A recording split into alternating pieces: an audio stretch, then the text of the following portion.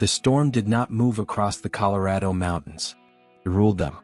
Wind tore through the pines like a living beast, ripping snow from the ground and hurling it into the air until sky and earth vanished into one endless white roar.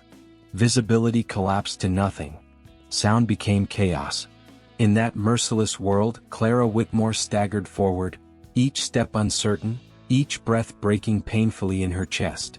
Her dress, once fine, now torn and soaked, snapped violently against her legs like a warning she could no longer hear. Her boots filled with snow. Her hands were numb, fingers stiff and useless.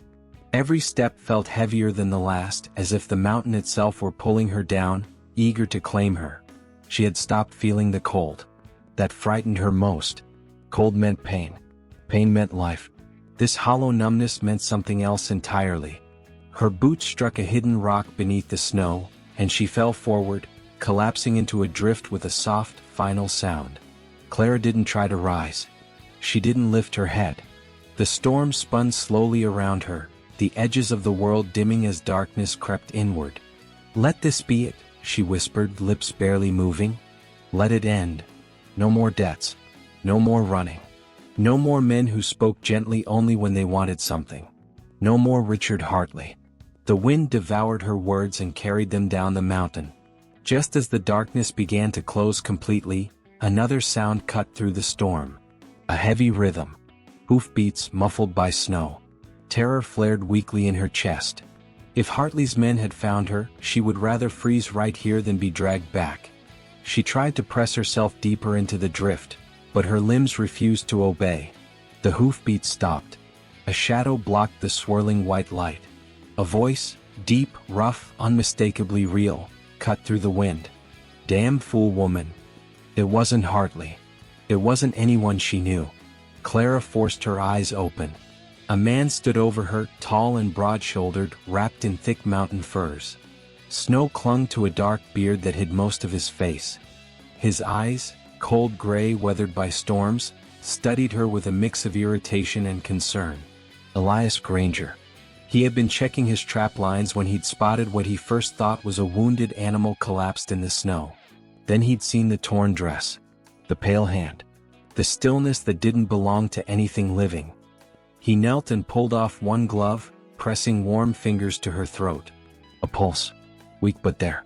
"You're alive," he muttered. "Don't know how, but you are." He lifted her carefully. She weighed almost nothing. The storm raged as he carried her to his horse, a sturdy mountain breed named Brutus. Clara moaned softly when Elias settled her across the saddle, the sound thin and broken, tugging at something in him he thought he'd buried years ago. He mounted behind her, wrapping one strong arm around her waist to keep her upright. The heat of his body pressed through layers of fur and wool, anchoring her to something solid as the world spun. She drifted in and out of awareness. "Please," she murmured once. "Don't make me go back." Elias's jaw tightened. He didn't ask what she meant. The mountains taught a man when a stranger didn't want questions.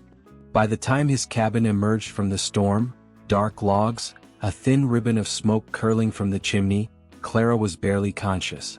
Elias kicked the door shut behind them and carried her straight to his bed, the only one in the cabin.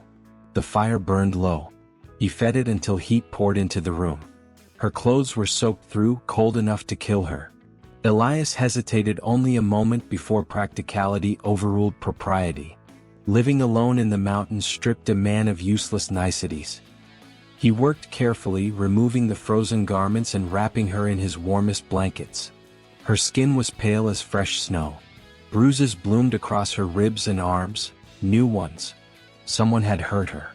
His hands clenched briefly before he forced them steady. He ground herbs, heated water, and prepared medicines with practiced ease. But again and again, his eyes drifted back to the woman lying in his bed, breathing shallow and uneven. Hours later she stirred. "Samuel," she whispered through cracked lips. "I'm sorry. I'm so sorry." Elias was at her side before he realized he'd moved. "No Samuel here," he said quietly. "You're safe." Her hand lifted weakly, searching. Without thinking he took it. Her fingers were ice cold. She clung to him like he was the last solid thing in a collapsing world. Her eyes opened just enough to find his face. "What name?" she whispered. "Granger. Elias Granger. I found you in the snow." She studied him, then murmured, "Should have let me." His voice came out rougher than he intended. "Not happening while you're in my care."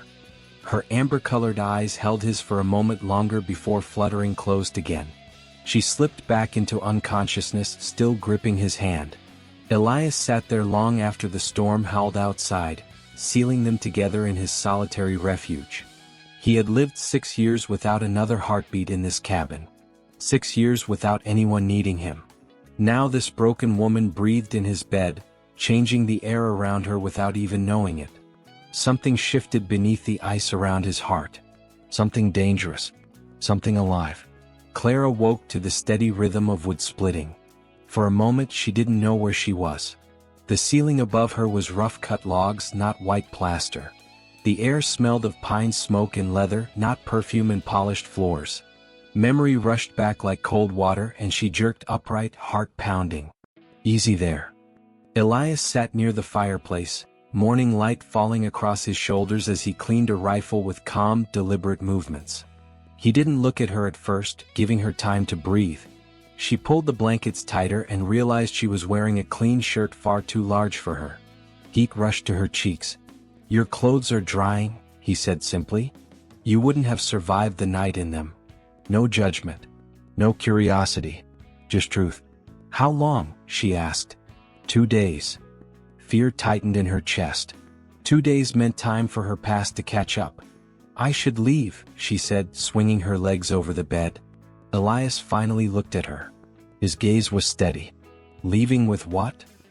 He nodded toward the hearth, where her ruined boots lay split and useless. "You won't make it 100 yards. He was right. And staying felt dangerous in a different way. "I can pay you," she offered. "When I reach town." "Don't want your money." "Then what do you want?" He turned back to his rifle. "For you to stay alive long enough to leave when you can walk on your own." The days that followed settled into a quiet rhythm. Elias worked outside. Clara helped where she could. Slowly, carefully, a fragile peace formed. One neither of them named, but both felt growing. And somewhere beyond the mountains, the world waited. The days passed quietly, marked by simple tasks and unspoken observations. Elias left the cabin before dawn each morning, his footsteps steady, his presence felt even after the door closed behind him. Clara watched from the window as he moved through the snow with the ease of a man who belonged to the mountains. He checked traps, split wood, hauled water from the creek now buried beneath ice. He spoke little when he returned, but he always nodded when he saw the fire already lit or food warming on the stove. At first he protested when she tried to help. "You don't owe me anything," he said. "I know," Clara replied gently, sweeping the floor anyway. "I still want to." Gradually he stopped arguing. She learned his habits without meaning to. How he checked the windows before nightfall, scanning the treeline as if expecting something to emerge from the snow. How he paused before crossing the room, head tilted slightly, listening to memories only he could hear. How he rubbed his shoulder when the air shifted and storms crept closer. And he watched her too, though he pretended not to. He noticed how she flinched at sudden sounds. How she slept curled inward, as if making herself smaller could keep the world from finding her. How she never stood with her back to the door. One evening, Clara sat by the fire mending a tear in Elias's coat. Her fingers moved carefully, threading needle through thick wool. Elias glanced over from where he sharpened a blade. "You don't have to do that," he said. "I want to," she answered. "It makes me feel useful." He studied her for a long moment, then nodded once. Something in his face softened just slightly. Nights were the hardest. The fire cast long shadows across the cabin, wrapping the space in warm gold. Silence settled between them, not awkward but heavy, like something waiting to be acknowledged. Sometimes Clara hummed quietly, tunes her mother had taught her when the world had still been kind. Once she caught Elias staring at her, his expression caught between longing and restraint. When she stopped humming, he looked away, jaw tight. Another night, she woke cold and disoriented. The fire had burned low. Moonlight spilled through the window. She turned her head and froze. Elias stood outside, shirtless in the snow. Moonlight outlined the powerful lines of his back as he scooped handfuls of snow and pressed them against the long, jagged scar that ran from shoulder to waist. The wound looked brutal, as if something had nearly torn him in half. He braced himself against the cold like punishment was something he deserved. Clara's breath caught. She watched, unable to look away as he endured the pain in silence. When he came back inside, she turned quickly, pretending to sleep. She felt him pause beside the bed. Felt him pull the blanket higher around her shoulders with careful hands. The room shifted with something unspoken. Morning brought awkwardness. Elias moved stiffly, polite but distant, as if walls had slammed back into place overnight. He avoided her eyes, spoke only when necessary. By afternoon, Clara could no longer bear the silence. "Why do you live alone up here?" she asked, handing him a mug of coffee. He hesitated, fingers tightening briefly around the cup. For a moment she thought he wouldn't answer. "Because it's what I deserve," he said finally. "No one deserves to be alone," Clara replied quietly. "You don't know what I've done either. Or what's been done to me. But you still took me in." Their eyes met. Something raw passed between them, recognition, pain, understanding. That night, the fragile balance between them finally shifted. Clara was near the fire when a log slipped from Elias's grasp, tumbling toward her foot. Before she could react, he moved fast, catching both the log and her waist in one motion. They ended up pressed together against the cabin wall. Too close. Clara felt his heartbeat pounding through his coat. His breath warmed her cheek. His eyes dropped to her lips, and for one suspended moment, the world held its breath. Then Elias stepped back abruptly, jaw clenched. "You should go inside," he said. "Elias," she whispered, "please don't run from this." He didn't answer. That night, Clara lay awake listening to him shift restlessly near the fire. Moonlight filled the room. She saw him sitting upright, head bowed, shoulders tense beneath the weight of something he refused to name. She rose quietly and crossed the room, kneeling beside him. "Tell me," she whispered. His voice cracked when he spoke, like a man confessing to the storm itself. "I killed someone," he said. "By accident. A little girl." Clara's chest tightened. "I don't know how to live with that," he continued. "Every time I feel something, every time I care, it comes back." She took his hands gently in hers. "You're not the man you were then." "No," he whispered. "I'm worse. Because now I care again." He lifted his gaze to hers and she saw everything he tried to hide: grief, shame, fear, longing, and something deeper, something dangerous and beautiful. "You saved me," Clara said softly. "Let me help save you." He leaned into her touch, not completely, not safely, but enough for hope to slip through. Outside, the wind rose, rattling the cabin walls like warning drums. Their fragile peace would not last. The storm finally broke 2 days later, leaving the world clean and bright, as if nothing cruel had ever touched it. But inside the cabin, tension lingered. Elias moved quietly, too quietly, as if preparing himself for something neither of them wanted to say aloud. "When the snow melts," he said at last, eyes fixed on the door, "I'll take you to Fort Collins.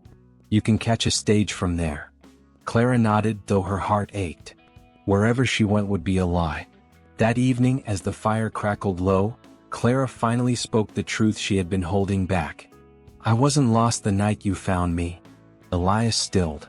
She told him everything: Samuel's debts, Richard Hartley's threats, the forced proposal, the escape meant to end in the storm. When she finished, Elias's jaw was clenched so tightly she feared it might break. "He hurt you," he said. It wasn't a question. "He'll hurt you too if I stay," Clara whispered. Elias rose, pacing like a caged animal. A cold fierceness settled over him. "Let him come," he said. "I won't let anyone take you." Before Clara could answer, a heavy knock thundered against the cabin door. 3 horses waited outside. 3 men. Elias stepped between Clara and the door without hesitation. And the past finally caught up with them. The knock came again, slow, deliberate, certain. Elias reached for his rifle as if it were an extension of his body. Clara's heart sank before the door even opened. She already knew who stood outside. 3 riders waited in the snow, their horses restless. The man in front sat easy in his saddle, dressed too finely for the mountains, his smile thin and practiced. "Evening, Mr. Granger," Richard Hartley said pleasantly. "We'd appreciate it if you'd let the lady step outside." Elias opened the door only halfway, his body blocking the entrance. "You rode a long way for nothing." Hartley's eyes slid past him, landing on Clara. "On the contrary. I rode for exactly what I'm owed." "You don't own her," Elias growled. Hartley chuckled softly. "Everything has a price." Her late husband understood that. Clara stepped forward despite Elias's warning glare. "I won't go with you." "You will," Hartley replied calmly. "Because the alternative is watching this man die for you." Elias's grip tightened on the rifle. The other 2 men shifted, hands drifting toward their holsters. Clara saw the ending as clearly as if it were already written. 3 guns. 1 mountain man. Blood on the snow. She couldn't let him become a killer again. Not for her. "I'll go," she said.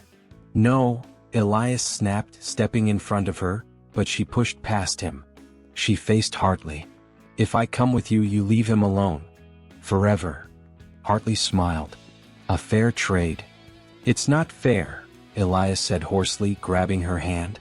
"You're not his to take." Clara cupped his cheek, her touch steady despite the storm inside her chest. "You told me not to run from what I fear," she whispered. "Now I'm asking you not to run from who you are." "Live, Elias. Heal." Her voice trembled. "Come for me." Hartley hauled her into the saddle. Elias's eyes burned into hers, fear, fury, heartbreak battling inside him. "I don't want to be saved tonight," Clara whispered. "I want to be chosen." Then she was gone, the sound of hooves fading into the snow. Elias stood in the doorway long after they vanished. The storm returned, not outside but inside him.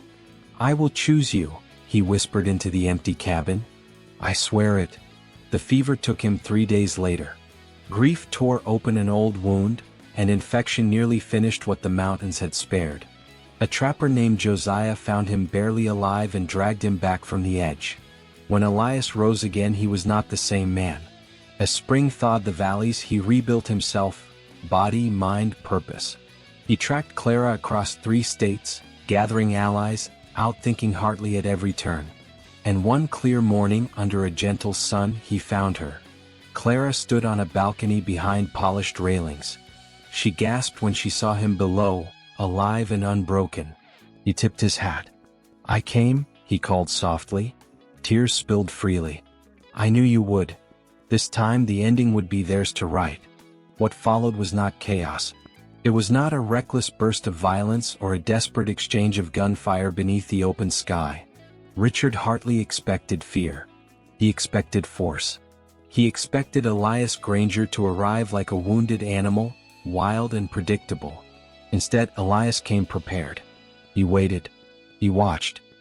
He learned the rhythms of Hartley's house, the servants, the guards, the carefully constructed lies that held the man's power together. He spoke to people Hartley thought invisible. Men owed wages. Women owed silence. Records were kept where arrogance believed none would look. And Clara endured. She lived behind silk curtains and polished railings, treated like property wrapped in velvet. Hartley was patient, confident that time would break her will. But Clara had survived the mountain. She had survived the storm. And every night, she remembered Elias's voice, steady and certain. "Come for me." When Elias finally moved, it was with precision. Truth traveled faster than bullets ever could. Hartley's debts surfaced. His contracts unraveled. His threats lost their power when witnesses found their courage. By the time Hartley realized the ground beneath him was giving way, it was already too late. On a bright spring morning, Elias stood in the open courtyard as Hartley raged, powerless for the first time in his life. Clara stepped forward then, her spine straight, her voice calm. "You don't own me," she said. "You never did." Hartley looked at Elias, searching for violence, for vengeance. But Elias only said, "It's over." And it was. When Clara walked out of that house, no one stopped her. Elias didn't reach for her right away. He waited, just like he had promised, letting the choice be hers. She crossed the distance in 3 steps and took his hands. "I knew you'd come," she said, tears shining in her eyes. "I said I would," he replied. They left together before the echoes could fade.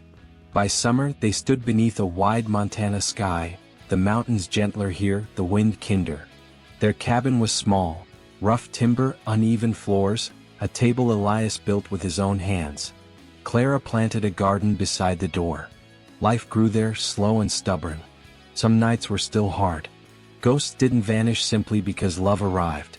Elias woke sometimes with guilt clawing at his chest. Clara carried scars no one could see. But they faced those nights together. One evening, as the sun dipped low and painted the mountains gold, Clara stood in the doorway watching Elias plane the wood for their table. "You saved me," she said softly. Elias looked up, shaking his head. "You didn't need saving." She stepped into his arms, resting her forehead against his chest. "I just needed someone to choose me." He wrapped his arms around her, holding her like something precious and real. "Every day," he said. "For the rest of my life." Outside, the wind moved gently through the pines. No storm. No threat. Only home. Together.